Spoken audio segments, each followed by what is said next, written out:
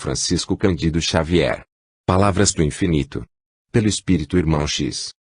O amor é a divina moeda que garante os bens do céu. Emanuel Leitor Amigo. A reedição do livro Palavras do Infinito encontra natural explicação no rápido escoamento que tiveram os 5.000 exemplares da publicação anterior, cujos pedidos, vindos de toda parte, denotaram o interesse dos que leem pelas coisas da espiritualidade. Muito animou também, concorrendo para a nova tiragem, a boa vontade do digno confrade Francisco Cândido Xavier, a cuja mediunidade e solicitude se devem estas encantadoras comunicações, enviando-nos mais crônicas, mensagens e alguns versos inéditos que tanto ilustram e exortam esta segunda edição. Humberto de Campos, graças à infinita bondade do Criador, continua a escrever para os que ficaram, fazendo-o aliás com a irrecusável autoridade de repórter verdadeiro e sobretudo insuspeito para tratar de assuntos do além, pois, tivesse ele sido, na terra, espírita praticante, não faltariam opositores fanáticos que viessem refutar os luminosos conselhos que manda às almas encarceradas sobre a face nevoenta do planeta com o objetivo de edificá-las para a vida eterna no apostolado do trabalho e da dor. O humilde psicógrafo Francisco Cândido Xavier com tais produções vem, mais uma vez, firmar os foros justíssimos que goza de médium assombroso, legítimo expoente da fenomenologia espírita, vaso escolhido do Senhor para a grandiosa missão de provar, sob aspecto estritamente intelectual, a sobrevivência do ser e a imortalidade da alma humana.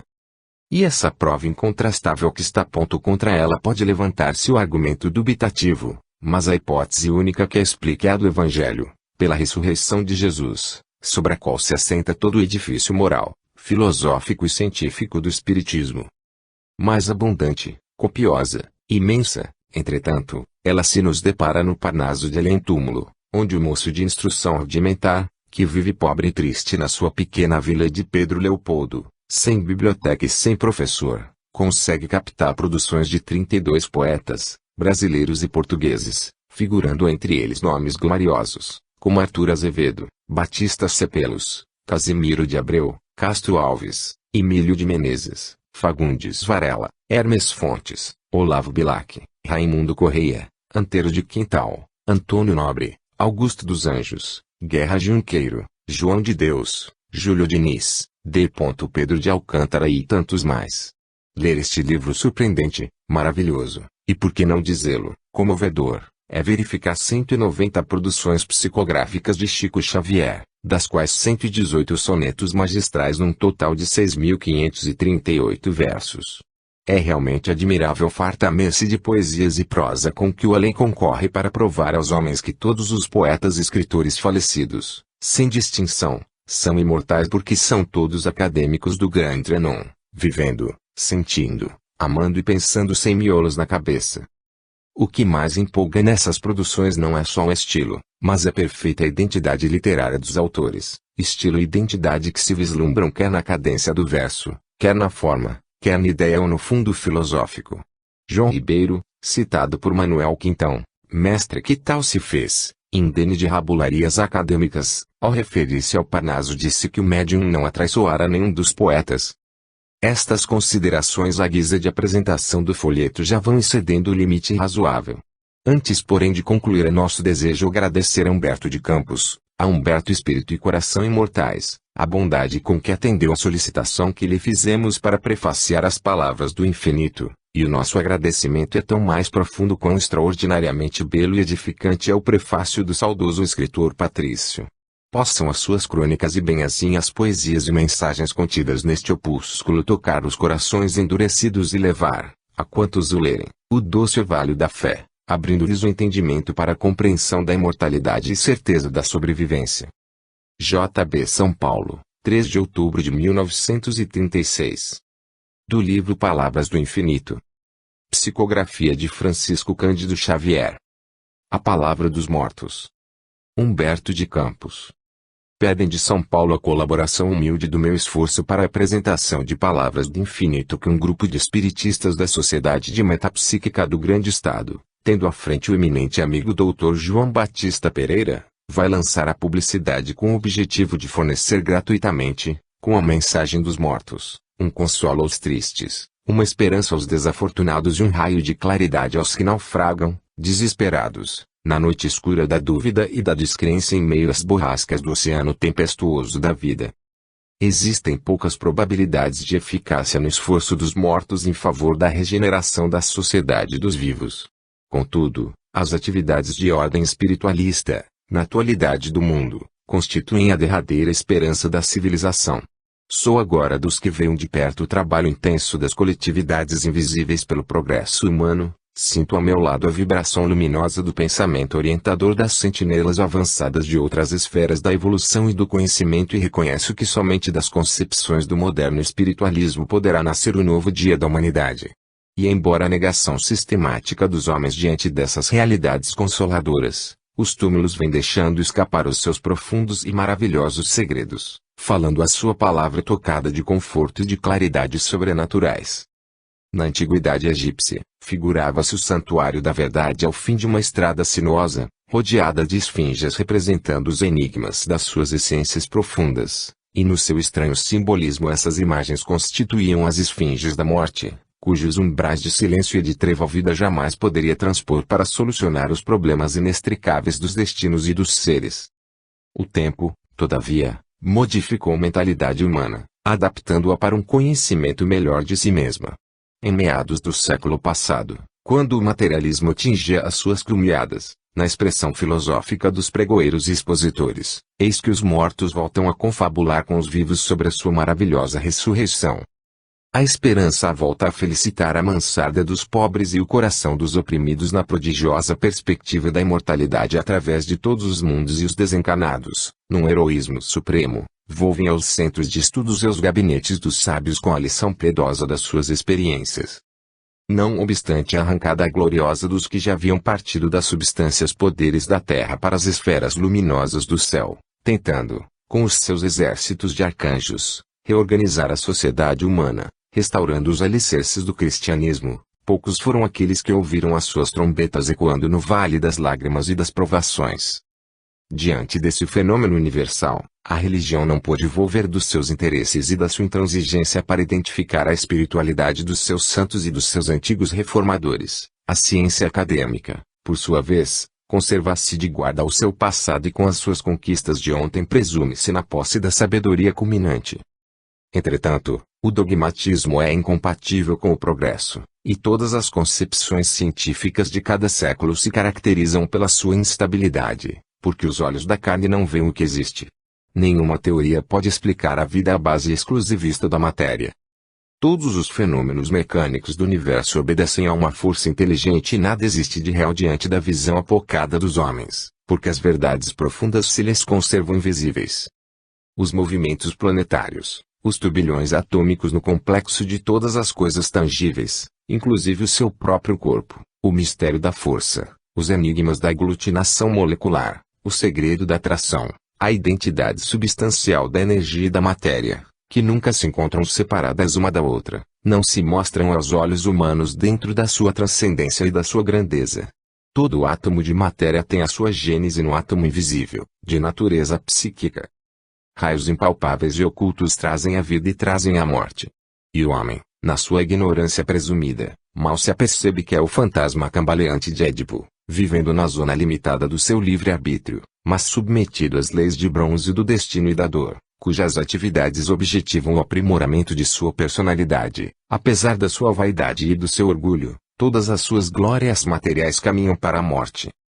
Nietzsche arquiteta com Zaratustra a filosofia do homem superior para cair aniquilado sobre o seu próprio infortúnio. Napoleão, depois das lutas prestigiosas que lhe granjearam a admiração universal, recolhe-se em Santa Helena para meditar nas célebres sentenças do Eclesiastes. Edison, após encher de conforto as cidades modernas com a sua imaginação criadora, sente o esgotamento de suas forças físicas para guardar o gume afiado da morte. Os homens, com todos os pergaminhos de suas conquistas, viverão sempre no círculo de suas fraquezas e de suas misérias, enquanto não se voltarem para o lado espiritual do sofrimento e da vida. A manifestação das atividades dos mortos não lhes tem fornecido as conclusões de ordem moral que se fazem necessárias ao aperfeiçoamento coletivo, com algumas honrosas exceções. Despertou apenas o sentimento de suas análises, nem sempre orientadas no propósito de saber, para serem filhas intempestivas das vaidades pessoais de cada um. Disse Engenheiros, nos seus estudos psicológicos, que a história da civilização representa apenas o desenvolvimento da curiosidade humana. Se isso é um fato incontestável, não é menos verdade que essa sede de revelações deve possuir uma bússola espiritual das suas longas e acuradas perquisições do invisível. Muita experiência trouxe do mundo para acreditar que as teorias, só por si, possam operar a salvação da humanidade. Elas constituem apenas o roteiro de sua marcha onde os espíritos de boa vontade vão conhecer o caminho. São acessórios do seu esclarecimento sem representarem a compreensão em si mesmas. Toda a civilização ocidental fundou-se à base do cristianismo, todavia o que menos se vê, no seu fausto e na sua grandeza, é o amor e a piedade do crucificado. A atualidade está cheia de exemplos dolorosos. Povos considerados cristãos preparam-se afanosamente para as lutas fratricidas. A Liga das Nações, que alimentava o sonho da paz universal, está hoje quase reduzida a uma abstração de ideólogos. A Itália e a Alemanha expansionistas empunham a espada do arrasamento e da destruição. Ainda agora o general Ludendorff acaba de entregar à publicidade o seu livro terrível sobre a guerra total. A crença e a fé não procedem de combinações teóricas ou do malabarismo das palavras e dos raciocínios. É no trabalho e na dor que se processam e se afinam. Para a fé não há melhor símbolo que o toque de Moisés que sobre as rochas adustas, fazendo brotar o lençol líquido das águas claras da vida. Só a dor pode tocar o coração empedernido dos homens e é por isso que a lição dos mortos servirá somente para constituir a base nova da sociologia de amanhã. A fé, por enquanto, continuará como patrimônio dos corações que foram tocados pela graça do sofrimento. Tesouro da imortalidade, seria o ideal da felicidade humana se todos os homens o conquistassem, mesmo nos desertos tristes da terra. Um grande astrônomo francês, inquirido sobre as recompensas do céu, acentuou: mesmo aqui podem as criaturas receber as recompensas do paraíso. O céu é o infinito e a terra é uma das pátrias da imensidade. Todos os homens, portanto, são cidadãos celestes. É aqui, na superfície triste do mundo, que as almas realizam a aquisição de suas felicidades. Estamos em pleno céu e em toda parte veremos cada um receber segundo as suas obras. Sobre as frontes orgulhosas dos homens pairam os órgãos invisíveis de uma justiça imanente. Sobre a terra pode o espírito fazer jus aos prêmios do alto. A crença com seus esplendores subjetivos, é um desses maravilhosos tesouros.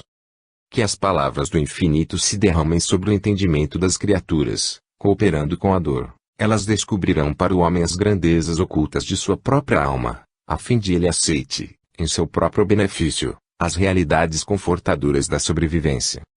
A voz do além pode ficar incompreendida, mas os mortos continuarão a falar para os vivos, comandados à ordem de alguém, que está acima das opiniões de todos os cientistas e escritores, encarnados e desencarnados.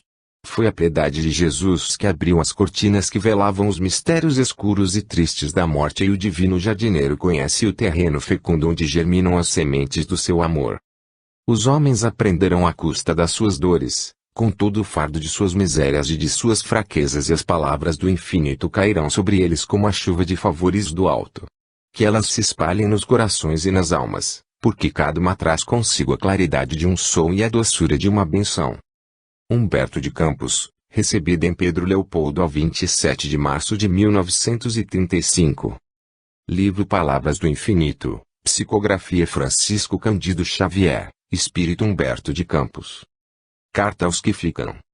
Humberto de Campos. No antigo Paço da Boa Vista, nas audiências dos sábados, quando recebia toda a gente, atendeu Dom Pedro II a um negro velho, de carapinha branca, e em cujo rosto, enrugado pelo frio de muitos invernos, se descobriu o sinal de muita penas e muitos maus tratos. Ah! Meu senhor grande, exclamou o infeliz, como é duro ser escravo.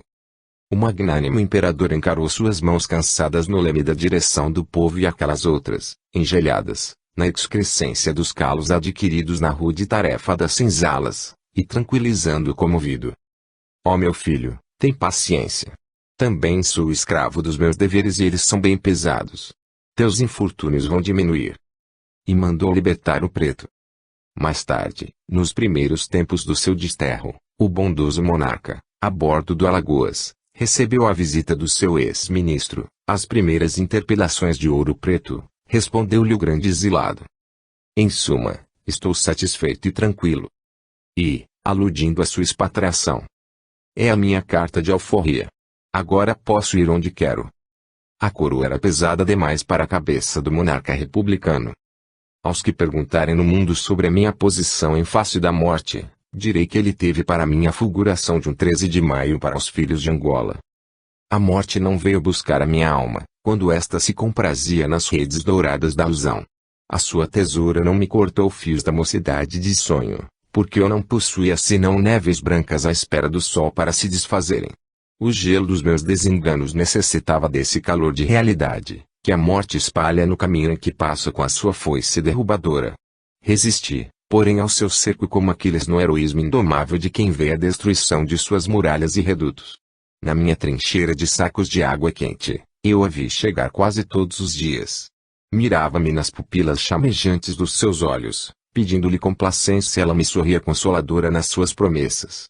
Eu não podia, porém, adivinhar o seu fundo mistério, porque a dúvida obsidiava o meu espírito, enrodilhando-se no meu raciocínio como tentáculos de um polvo. E, na alegria bárbara, sentia-me encurralado no sofrimento, como um lutador romano aureolado de rosas. Triunfava da morte como Ájax recolhia as últimas esperanças no rochedo da minha dor, desafiando o tridente dos deuses.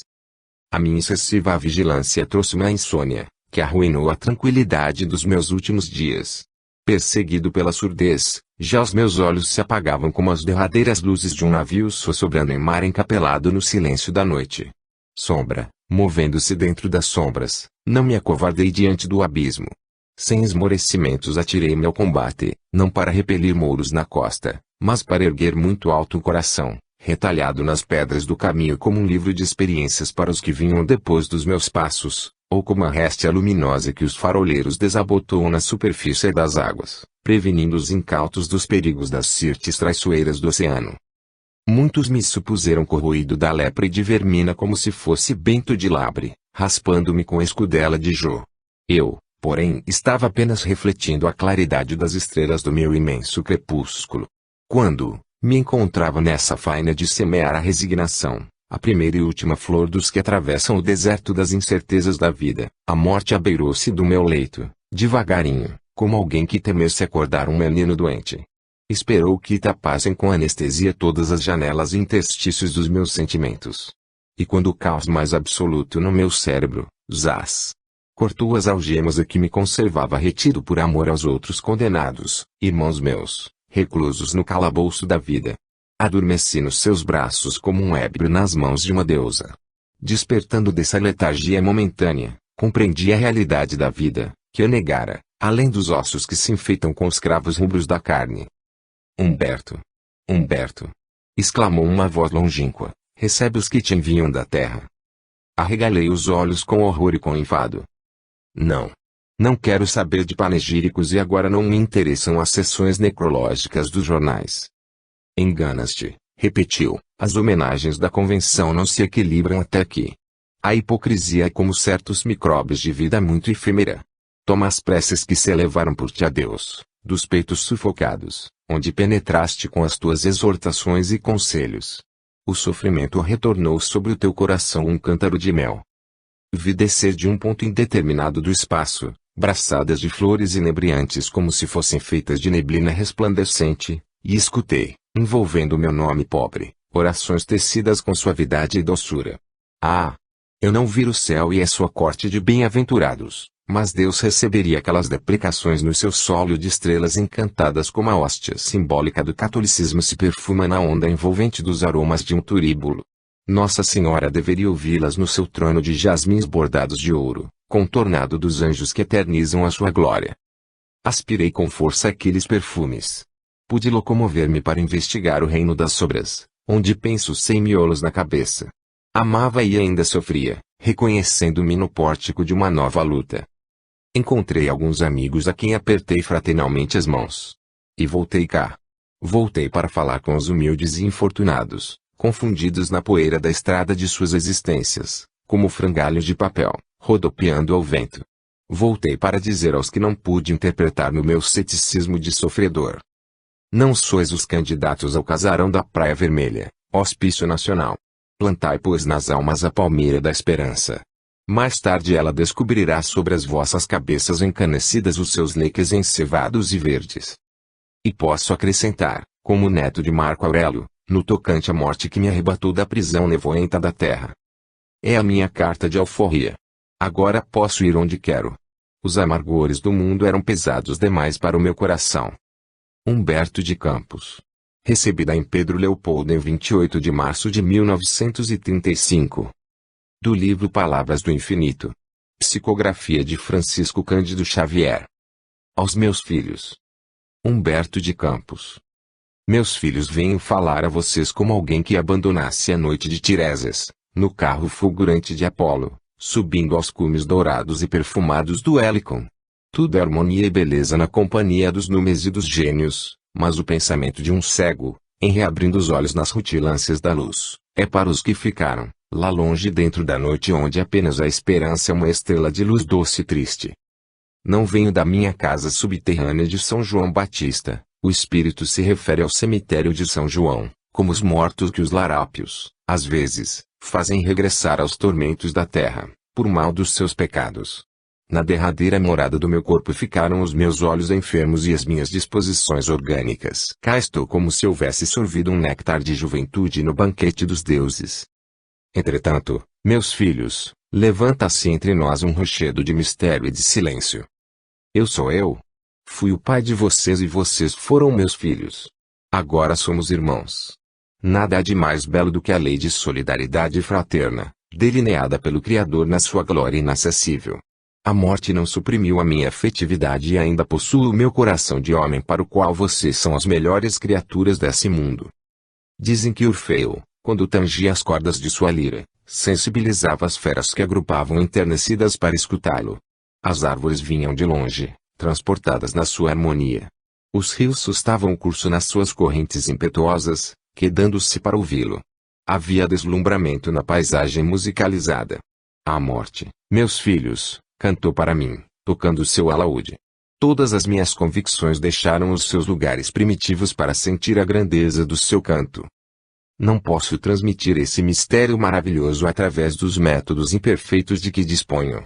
E, se pudesse, existe agora entre nós o fantasma da dúvida. Convidado pelo Senhor, eu também estive no banquete da vida.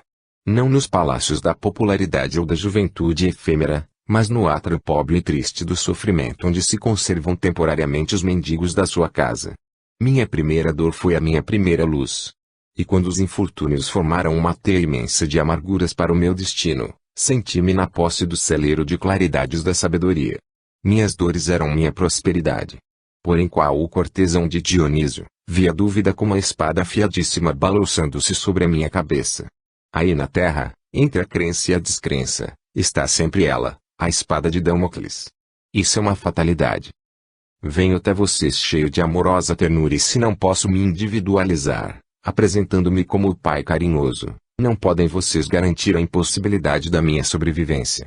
A dúvida entre nós é como a noite. O amor, entretanto, luariza estas sombras.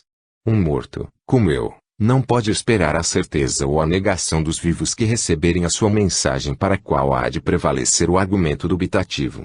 E nem pode exigir outra coisa quem no mundo não procederia de outra forma.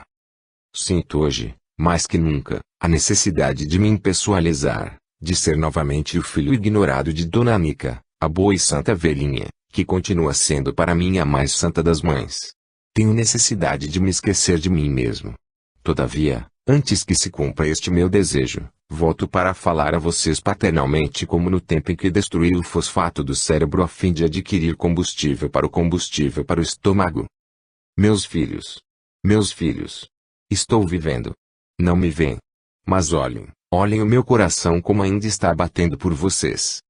Aqui, meus filhos, não me perguntaram se eu havia descido gloriosamente as escadas do Petit Trianon, não fui inquirido a respeito dos meus triunfos literários e não me solicitaram informes sobre o meu fardão acadêmico. Em compensação, fui arguido acerca das causas dos humildes e dos infortunados pelos quais me bati. Vivam, pois, com prudência na superfície desse mundo de futilidades e de glórias vãs. Num dos mais delicados poemas de Wilde, as Órcades lamentaram a morte de Narciso junto de sua fonte predileta, transformada numa taça de lágrimas. Não nos admira, suspiram elas, que tanto tenhas chorado. Era tão lindo. Era belo Narciso? Perguntou o lago. Quem melhor do que tu poderás sabê-lo, se nos desprezavas a todas para estender-se nas relvas da tua margem, baixando os olhos para contemplar, no diamante da tua onda, a sua formosura. A fonte respondeu. Eu adorava Narciso porque, quando me procurava com os olhos, eu via, no espelho das suas pupilas, o reflexo da minha própria beleza. Em sua generalidade, meus filhos, os homens, quando não são Narciso, enamorados de sua própria formosura, são as fontes de Narciso. Não venho exortar a vocês como sacerdote, conheço de sobra as fraquezas humanas. Vivam, porém, a vida do trabalho e da saúde, longe da vaidade corruptora. E, na religião da consciência retilínea, não se esqueçam de rezar. Eu, que era um homem tão perverso e tão triste, estou aprendendo de novo a minha prece, como fazia na infância, ao pé de minha mãe, na Parnaíba. Venham, meus filhos. Ajoelhemos de mãos postas. Não veem que cheguei de tão longe? Fui mais feliz que o rico e o Lázaro da parábola, que não puderam voltar. Ajoelhemos no templo do Espírito, inclinem vocês a fronte sobre o meu coração. Cabem todos nos meus braços. Cabem, sim. Vamos rezar com o pensamento em Deus, com a alma no infinito. Pai nosso, que estás no céu, santificado seja o vosso nome. Humberto de Campos. Recebida em Pedro Leopoldo em 9 de abril de 1935. Do livro Palavras do Infinito. Psicografia de Francisco Cândido Xavier. Na Mansão dos Mortos. Humberto de Campos. O amigo sabe que os fotógrafos ingleses registraram a presença de Sir Conan Doyle no enterro de Lady Gaylord. Esta pergunta me foi dirigida pelo coronel C. que eu conhecera numa das minhas viagens pelo Nordeste. O coronel lia por desfaste as minhas crônicas e em poucos minutos nos tornamos camaradas. Há muito tempo, todavia, soubera eu da sua passagem para o outro mundo em virtude de uma arteriosclerose generalizada. Tempo vai, tempo vem, defrontamo-nos de novo no vagão infinito da vida, em que todos viajamos, através da eternidade. E, como o melhor abraço que podemos dar longe dos vivos, ali estávamos os dois tete a tete, sem pensar no relógio que regulava os nossos atos no presídio da terra, nem nos ponteiros do estômago, que aí trabalham com demasiada pressa. C tinha no mundo ideias espíritas e continuava, na outra vida, a interessar-se pelas coisas de sua doutrina. Então, coronel, a vida que levaremos por aqui não será muito diversa da que observávamos lá embaixo. Um morto pode apresentar-se nas solenidades dos vivos, participar das suas alegrias e das suas tristezas, como no presente caso. Aliás, já sabemos do capítulo evangélico que manda os mortos enterrar os mortos.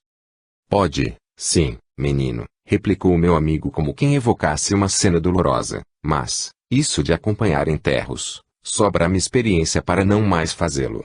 Costumamos observar que, se os vivos têm medo dos que já regressaram para cá, nós igualmente, às vezes, sentimos repulsa de topar os vivos.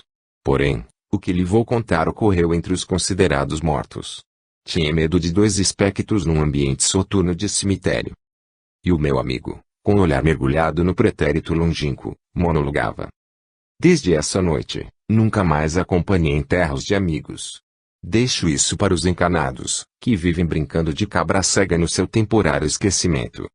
Conte-me, coronel, o acontecimento, disse eu, mal sopitando a curiosidade. Lembra-se, começou ele, da admiração que eu sempre manifestava pelo Dr. A.F., que você não chegou a conhecer em pessoa. Vagamente.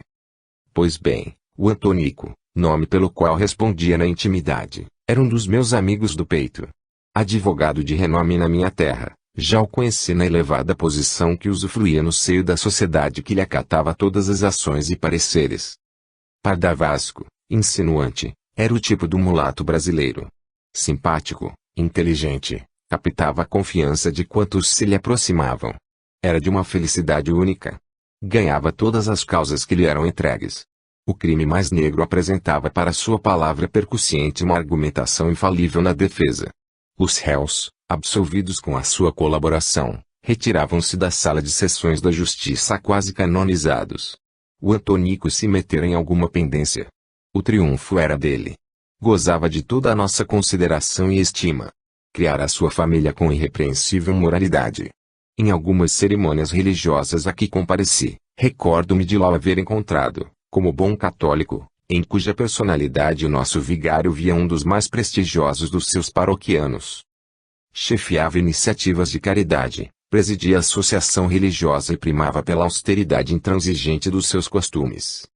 Quando voltei desse mundo, que hoje representa para nós uma penitenciaria, trouxe dele saudosas recordações. Imagine, pois, o meu desejo de reencontrá-lo, quando vim a saber, nestas paragens, que ele se achava às portas da morte. Obtive permissão para excursionar a terra e fui revê-lo na sua cama de luxo, rodeado de zelos extremos, numa alcova ensombrada de sua confortável residência. As poções eram ingeridas. Injeções eram aplicadas. Os médicos eram atenciosamente ouvidos. Contudo, a morte rondava o leito de rendas, com o seu passo silencioso. Depois de ter o abdômen rasgado por um bisturi, uma infecção sobreviera inesperadamente. Apareceu uma pleuresia e todas as punções foram inúteis. Antônico agonizava. Viu nos seus derradeiros momentos, sem que ele me visse na sua semi-inconsciência. Os médicos à sua cabeceira, deploravam o desaparecimento do homem probo. O padre, que sustinha naquelas mãos de cera o delicado crucifixo, recitando a oração dos moribundos, fazia ao céu piedosas recomendações. A esposa chorava o esposo, os filhos o pai. Aos meus olhos, aquele quadro era o da morte do justo. Transcorridas algumas horas, acompanhei o fúnebre cortejo que ia entregar à terra aqueles despojos frios. Desnecessário é que lhe diga das pomposas exéquias que a igreja dispensou ao morto, em virtude da sua posição eminente. Preces. Aspersões com sopas ensopados na água benta e latim agradável. Mas, como nem todos os que morrem desapegam imediatamente dos humores e das vísceras, esperei que o meu amigo acordasse para ser o primeiro a abraçá-lo. Era crepúsculo. E, naquela tarde de agosto, as nuvens estavam enrubescidas, em meio do fumo das queimaduras, parecendo uma espumarada de sangue. Havia um cheiro de terra brava, entre as lousas silenciosas, ao pé dos salgueiros e dos ciprestes. Eu esperava. De vez em quando, o vento agitava a ramaria dos chorões, que pareciam soluçar, numa toada esquisita. Os coveiros abandonaram a sua tarefa sinistra e eu vi um vulto de mulher, esgueirando-se entre as lápides enegrecidas. Parou junto daquela cova fresca. Não se tratava de nenhuma alma encanada. Aquela mulher pertencia também aos reinos das sombras. Observei-a de longe. Todavia, gritos estentóricos ecoaram aos meus ouvidos. "AF!" exclamou o espectro, "chegou o momento da minha vingança. Ninguém poderá advogar a tua causa. Nem Deus, nem o demônio poderão interceder pela tua sorte, como não puderam cicatrizar no mundo as feridas que abriste em meu coração. Todas as nossas testemunhas agora são mudas. Os anjos aqui são de pedra e as capelas de mármore, cheias de cruzes caladas, são estojos de carne apodrecida. Lembras-te de mim? Sou a RS, que infelicitaste com a tua infâmia. Já não és aquele moreno insinuante que surrupiou a fortuna de meus pais, destruindo-lhes a vida e atirando-me no meretrício abominável. A fortuna que te deu um nome foi edificada no pedestal do crime. Recordas-te das promessas mentirosas que me fizeste? Envergonhada, abandonei a terra que me vira nascer para ganhar o pão no mais horrendo comércio. Corri mundo, sem esquecer a tua perversidade e sem conseguir afogar o meu infortúnio na taça dos prazeres. Entretanto, o mundo foi teu. Réu de um crime nefando, foste sacerdote da justiça. Eu, a vítima desconhecida, fui obrigada a sufocar a minha fraqueza nas sentinas sociais, onde os homens pagam o tributo das suas misérias. Tiveste a sociedade, eu os bordéis. O triunfo e a consideração te pertenceram, a mim coube o desprezo e a condenação. Meu lar foi o hospital, donde se escapou o último gemido do meu peito. Meus braços, que haviam nascidos para acariciar os anjos de Deus, como dois galhos de árvores cheios de passarinhos, foram por ti transformados em tentáculos de perdição. Eu poderia ter possuído um lar, onde as crianças abençoassem os meus carinhos e onde um companheiro laborioso se reconfortasse com o beijo da minha afeição. Venho te condenar, ó desalmado assassino, Em nome da justiça eterna que nos rege, acima dos homens. Há mais de um lustro, espero-te nesta solidão indevassável, onde não poderás comprar a consciência dos juízes. Viveste com o teu conforto, enquanto eu penava com a minha miséria, mas o inferno agora será de nós dois. O coronel fez uma pausa, enquanto eu meditava naquela história. A mulher chorava, continuou ele, de meter dó. Aproximei-me dela, não sendo notada, porém, minha presença. Olhei a cruz modesta e carcomida que havia sido arrancada poucas horas antes, daqueles 7 palmos de terra, para que ali fosse aberto um novo sepulcro, e, não sei se por artes do acaso, nela estava escrito um nome com pregos amarelos, já desfigurados pela ferrugem, R.S. Orai por ela. Por uma coincidência sinistra, reencontravam-se os 2 corpos e as 2 almas. Procurei fazer tudo pelo Antônico, mas quando atravessei com o olhar a terra que lhe cobria os despojos, afigurou-se-me ver um monte de ossos que se moviam. Crânio, tíbias, húmeros, clavículas, se reuniam sob uma ação misteriosa e vi uma caveira chocalhando os dentes de fúria, ao mesmo tempo em que umas falangetas de aço pareciam apertar o pescoço do cadáver do meu amigo. E ele, coronel, isto é, o espírito, estava presente? Estava, sim. Presente e desperto. Lá o deixei, sentindo os horrores daquela sufocação. Mas, e Deus, coronel? Onde estava Deus que não se compadeceu do pecador arrependido? O coronel me olhou, como se estivesse interrogando a si mesmo, e declarou por fim: homem, sei lá. Acredito que Deus tenha criado o mundo, porém, acho que a terra ficou mesmo sob a administração do diabo. Humberto de Campos.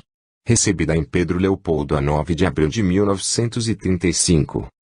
Do livro Palavras do Infinito. Psicografia de Francisco Cândido Xavier. Judas Iscariotes. Humberto de Campos. Silêncio augusto cai sobre a cidade santa. A antiga capital da Judéia parece dormir o seu sono de muitos séculos. Além descansa a Getsemane, onde o divino mestre chorou numa longa noite de agonia. Acolá está o Gólgota sagrado e em cada coisa silenciosa há um traço da paixão que as épocas guardarão para sempre. E, em meio de todo o cenário, como um veio cristalino de lágrimas, passa o Jordão silencioso, como se as suas águas mudas, buscando o mar morto, quisessem esconder das coisas tumultuosas dos homens os segredos insondáveis do Nazareno. Foi assim, numa destas noites que vi Jerusalém, vivendo a sua eternidade de maldições. Os espíritos podem vibrar em contato direto com a história. Buscando uma relação íntima com a cidade dos profetas, procurava observar o passado vivo dos lugares santos. Parece que as mãos iconoclastas de Tito por ali passaram como executoras de um decreto irrevogável. Por toda a parte ainda persiste um sopro de destruição e desgraça. Legiões de duendes, embuçados nas suas vestimentas antigas, percorrem as ruínas sagradas e no meio das fatalidades que pesam sobre o empório morto dos judeus, não ouvem os homens os gemidos da humanidade invisível. Nas margens caladas do Jordão, não longe talvez do lugar sagrado, onde o precursor batizou Jesus Cristo, divisei um homem sentado sobre uma pedra. De sua expressão fisionômica irradiava-se uma simpatia cativante. Sabe quem é este? Murmurou alguém aos meus ouvidos. Este é Judas. Judas. Sim. Os espíritos apreciam, às vezes, não obstante o progresso que já alcançaram, volver atrás, visitando os sítios onde se engrandeceram ou prevaricaram, sentindo-se momentaneamente transportados aos tempos idos. Então mergulham pensamento no passado, regressando ao presente, dispostos ao heroísmo necessário do futuro. Judas costuma vir à terra, nos dias em que se comemora a paixão de Nosso Senhor, meditando nos seus atos de antanho. Aquela figura de homem magnetizava-me. Eu não estou ainda livre da curiosidade do repórter, mas entre as minhas maldades de pecador e a perfeição de Judas existia um abismo. O meu atrevimento, porém, e a santa humildade de seu coração, ligaram-se para que eu o atravessasse, procurando ouvi-lo. O senhor é, de fato, o ex-filho de Iscariote? Sim, sou Judas, respondeu aquele homem triste, enxugando uma lágrima nas dobras de sua longa túnica. Como o Jeremias, das Lamentações, contemplo às vezes esta Jerusalém arruinada, meditando no juízo dos homens transitórios. É uma verdade tudo quanto reza o Novo Testamento com respeito à sua personalidade na tragédia da condenação de Jesus. Em parte. Os escribas que redigiram os evangelhos não atenderam às circunstâncias e às tricas políticas que acima dos meus atos predominaram na nefanda crucificação. Pôncio Pilatos e o tetrarca da Galileia, além dos seus interesses individuais na questão, tinham ainda a seu cargo salvaguardar os interesses do Estado romano, empenhado em satisfazer as aspirações religiosas dos anciãos judeus. Sempre a mesma história. O Sanedrim desejava o reino do céu pelejando por Jeová, a ferro e fogo. Roma queria o reino da terra. Jesus estava entre essas forças antagônicas com a sua pureza imaculada.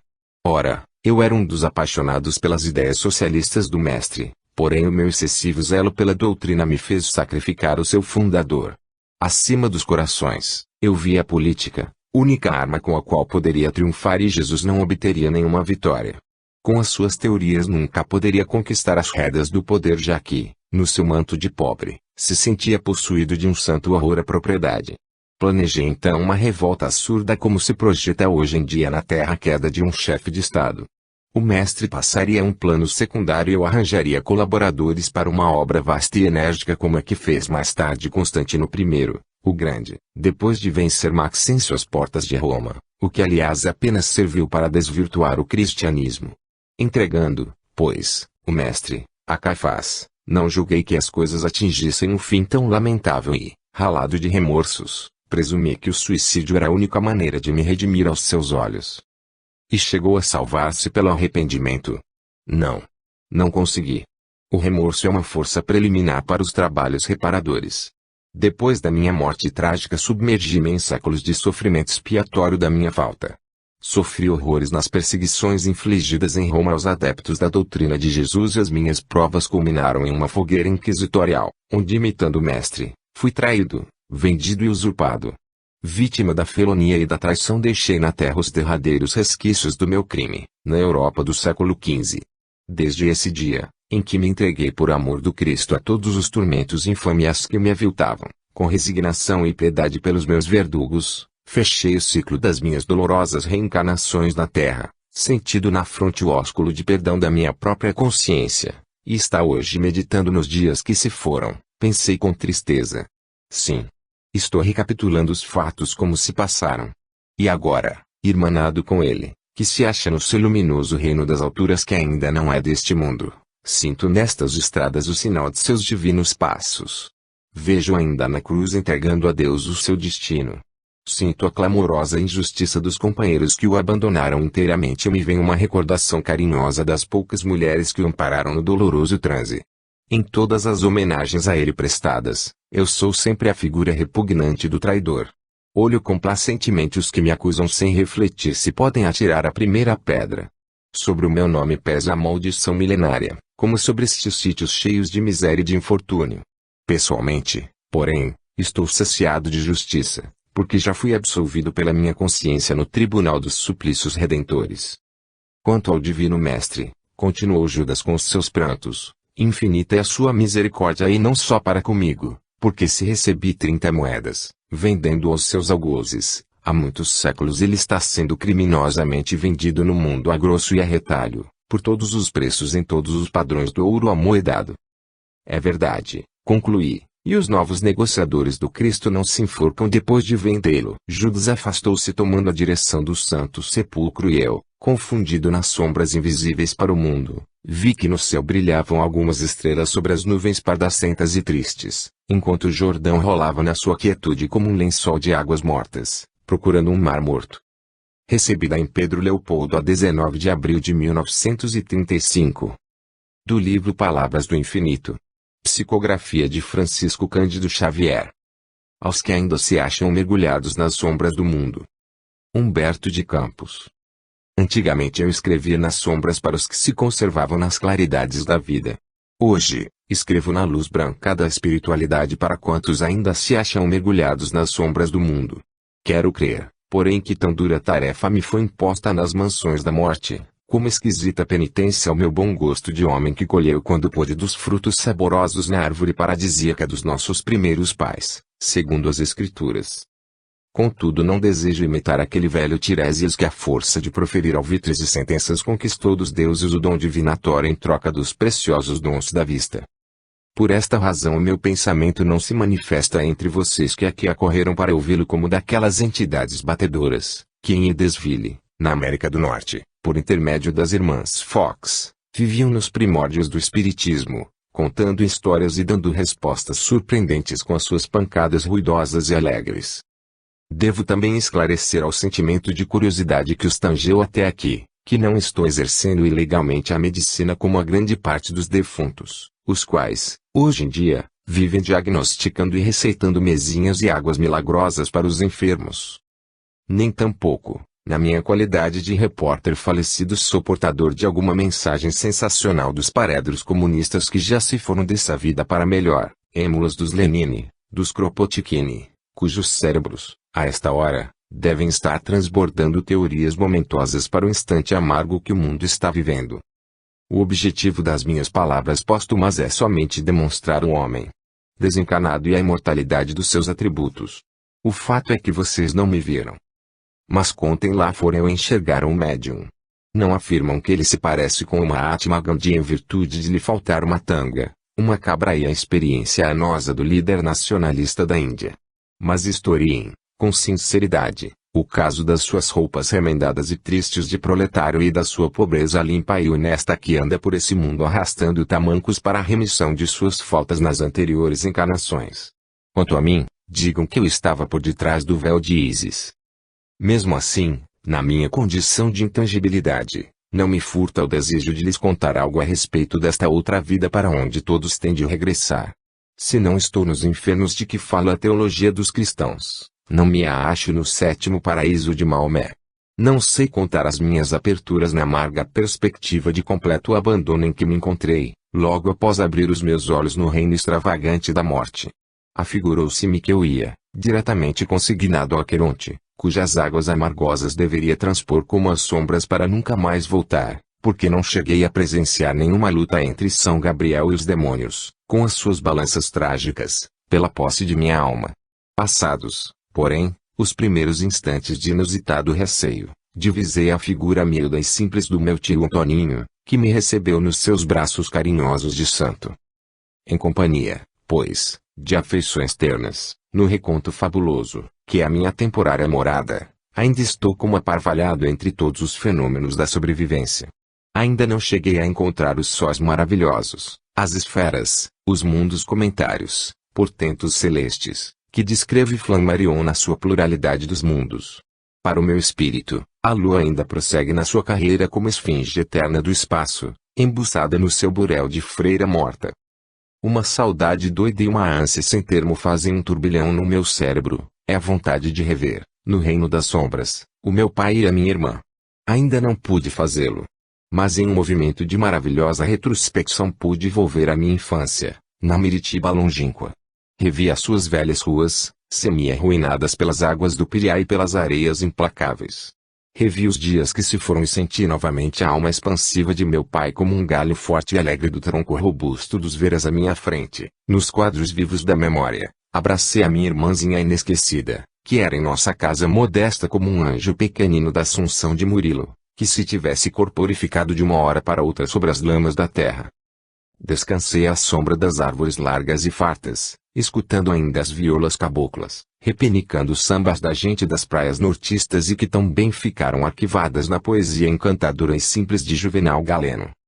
Da Miritiba distante transportei-me a Parnaíba, onde vibrei com o meu grande mundo liliputiano. Em espírito, contemplei com a minha mãe as folhas enseivadas do meu cajueiro derramando-se na terra entre as harmonias do canto choroso das rolas morenas dos recantos distantes de minha terra. De almas entrelaçadas contemplei o vulto de marfim antigo daquela santa que, como um anjo, espalmou muitas vezes sobre o meu espírito cansado as suas asas brancas. Beijei-lhe as mãos encarquilhadas genuflexo e segurei as contas do seu rosário e as contas miúdas e claras que corriam furtivamente dos seus olhos, acompanhando a sua oração. Ave Maria, cheia de graça. Santa Maria, Mãe de Deus. Ah!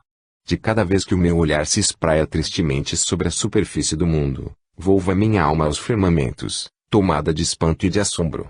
Ainda há pouco, nas minhas surpresas de recém-desencarnado, encontrei na existência dos espaços, onde não se contam as horas, uma figura de velho, Um espírito ancião, em cujo coração milenário presumo refugiadas todas as experiências. Longas barbas de neve, olhos transudando piedade infinita doçura, da sua fisionomia de doutor da lei, nos tempos apostólicos, irradiava-se uma corrente de profunda simpatia. Mestre, disse-lhe eu na falta de outro nome, que podemos fazer para melhorar a situação do orbe terreno? O espetáculo do mundo me desola e espanta. A família parece se dissolver.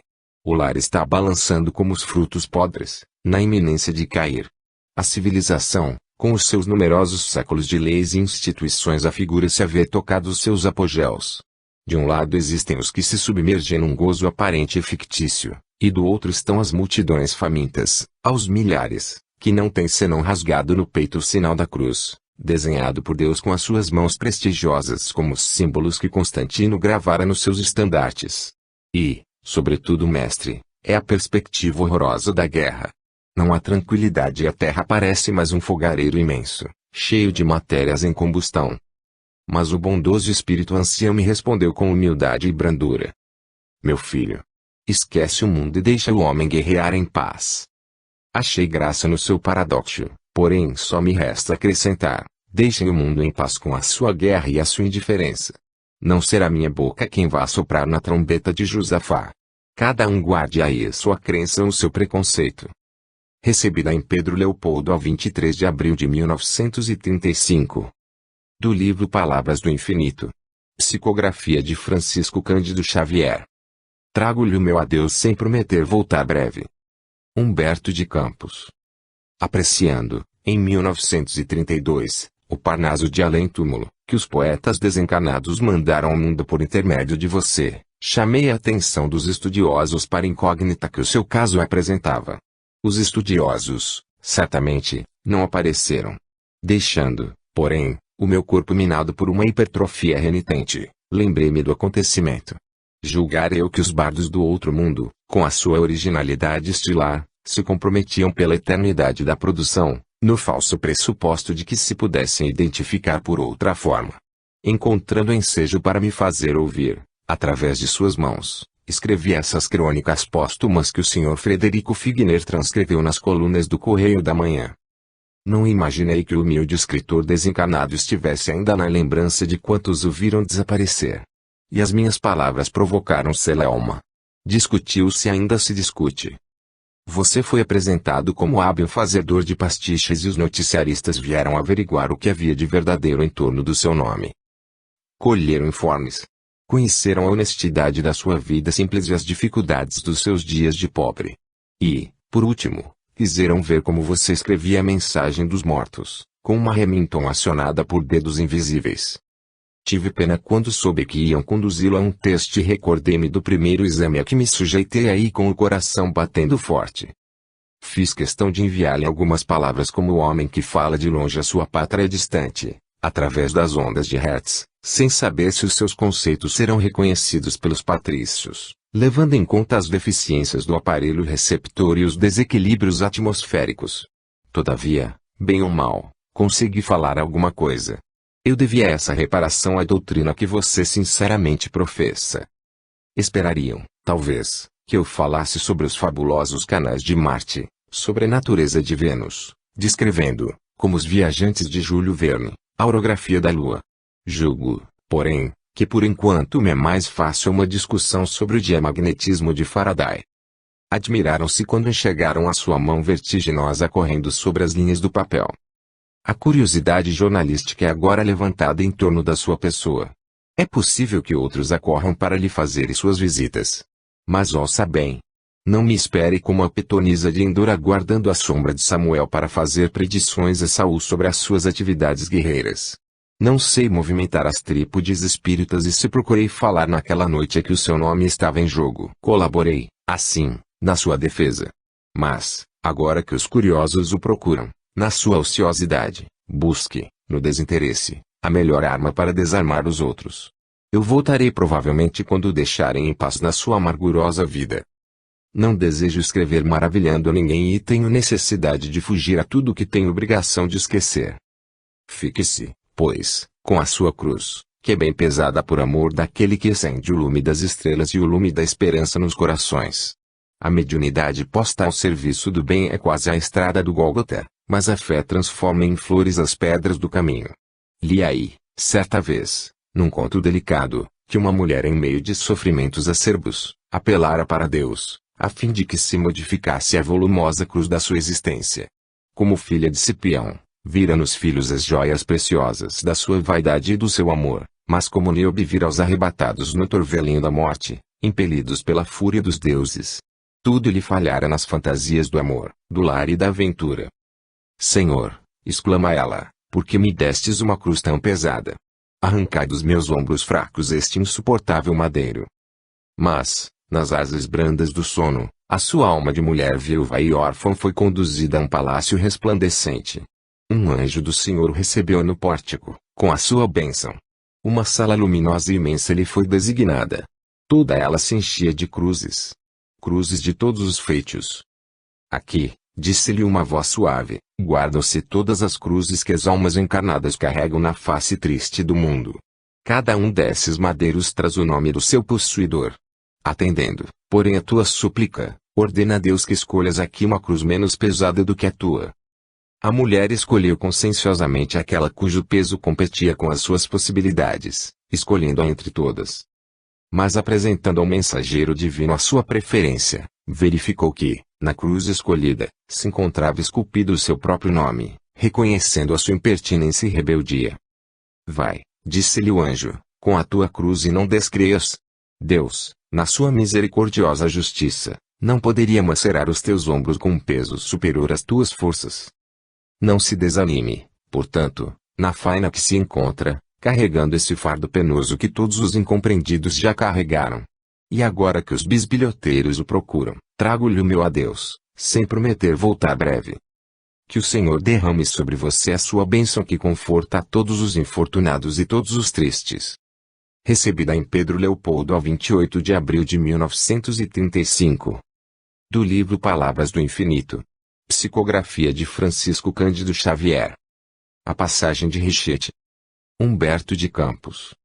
O Senhor tomou lugar no tribunal da sua justiça e, examinando os documentos que se referiam às atividades das personalidades eminentes sobre a terra, chamou o anjo da morte, exclamando: nos meados do século findo, partiram daqui diversos servidores da ciência que prometeram trabalhar em meu nome no orbe terráqueo, levantando a moral dos homens e suavizando-lhes as lutas.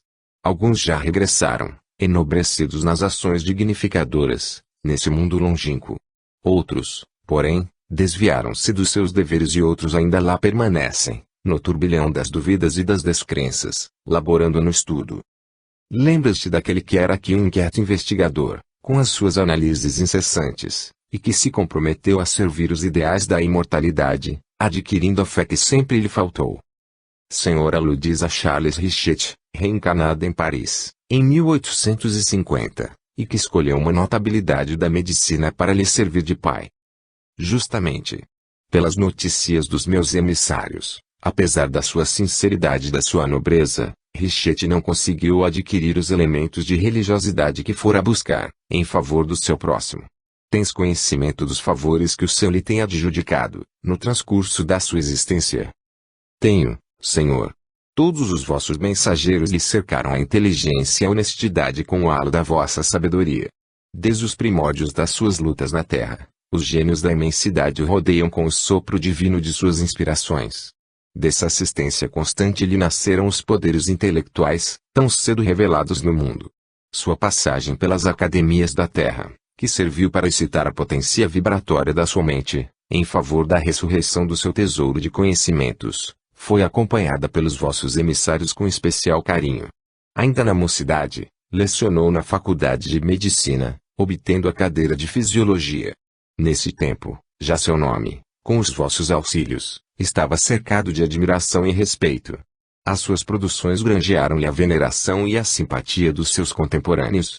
De 1877 a 1884, publicou estudos notáveis sobre a circulação do sangue, sobre a sensibilidade, sobre a estrutura das circunvoluções cerebrais, sobre a fisiologia dos músculos e dos nervos, perquirindo os problemas graves do ser, investigando no círculo de todas as atividades humanas, conquistando seu nome e admiração universal.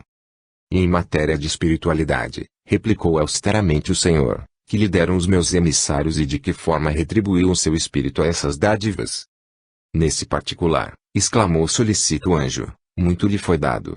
Quando deixastes cair, mais intensamente, a vossa luz sobre os mistérios que me